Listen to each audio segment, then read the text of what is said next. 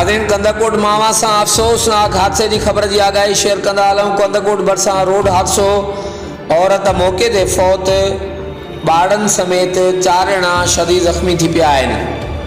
औरत जो लाश ऐं ज़ख़्मियुनि खे कंदाकोट सिविल अस्पताल मुंतक़िल कयो वियो। मिल ॼाण मूजिबि कंदाकोट वेझो लोड थियल ट्रक मुसाफ़िर कार मथां कल्टी थी पई, जंहिं जे नतीजे में हिकु औरत मौके ते फौत थी पई, जॾहिं त मासूम ॿारनि समेत 4 ॼणनि जे ज़ख़्मी थियण जा पिणु इतला आहिनि। ॿिए तरफ़ हेवी मशीनरी की मदद से इलाइक़े वासियुनि फौती औरत जो लाश ऐं ज़ख़्मियुनि खे कढी कंदाकोट सिविल अस्पताल मुंतक़िल कयो। हादसे जो शिकार ख़ानदान सूमरा बिरादरी जो हो, जंहिंजो तालुक़ु ठुल सां ॿुधायो पियो वञे। रिपोर्ट रोहित कुमार किंगराणी, जटिन वेब न्यूज़, कंदाकोट।